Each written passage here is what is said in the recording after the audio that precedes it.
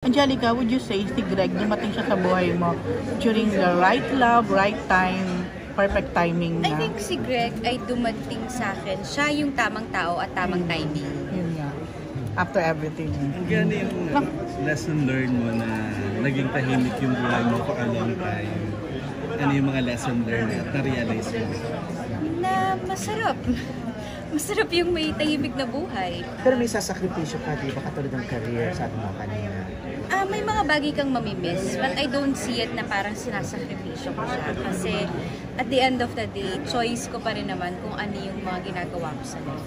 Kumusta yung buhay probinsya mo? Kumusta yung ano yung nai-enjoy mo ron sa pang-araw-araw? Dagat, number one. Siyempre, Probinsya ba ang subi? tahimik. Like, nasa gitna kami ng mga puno. Like, anong na-enjoy ko? Of course, yung kasama ko, nandun ang pamilya ko eh. Hindi man doon ang roots ko, nandito sa Maynila ako lumaki at dito ko nakilala ang mga taong mahal ko. Pero may bago na akong buhay ngayon kasama yung pamilya. Pinagdasal ko ng pagkatagal ko. Ngayon mo lang naranasan yung ganung buhay?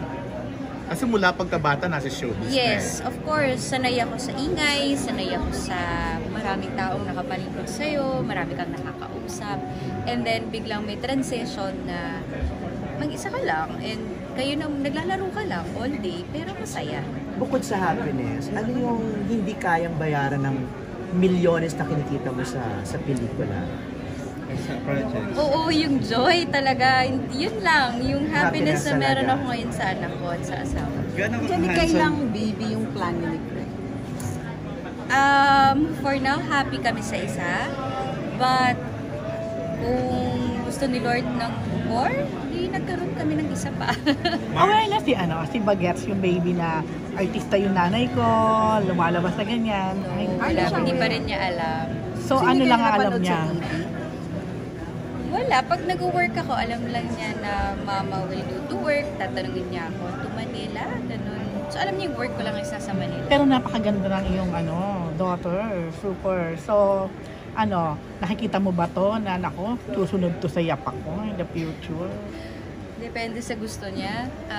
Nakasuporta ako kung ano. Angel, parang hindi pinagdamot ang mukha ng baby mo na ever since.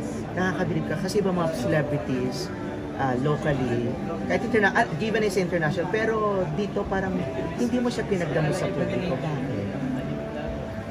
Iba-iba din naman kasi tayo talaga ng mga kumbaga, desisyon sa buhay, sa mga gusto nating plano natin. Of course, anak mo yun, ikaw talaga mag-desisyon doon, di ba? Bakit hindi ko siya pinagdamot? I don't see any reason. Why not?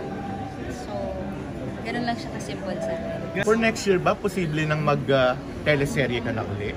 Hopefully, kung kaya. Kung kakayanin yung schedule at hindi naman din ganun kabigat, why not?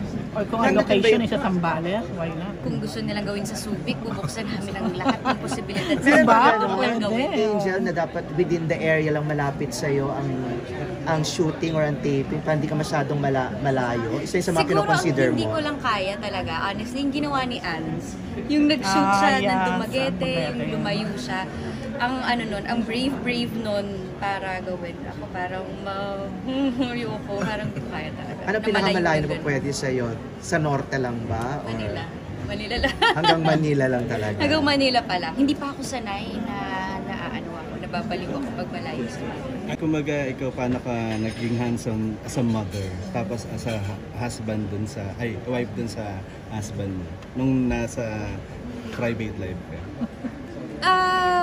Hindi ako nahirapan na mag-transition na maging isang hands-on na ina and asawa. Kasi para bang siya sa akin eh. Gusto ko siya eh. Gusto ko talaga siyang gawin eh. Parang dream ko yun eh. So ngayon, I'm just living in my dream. Ganun lang yung pakiramdam. Kaya nag-enjoy lang talaga ako. Si Habi ba dumalaw sa shooting? Hindi. Ah.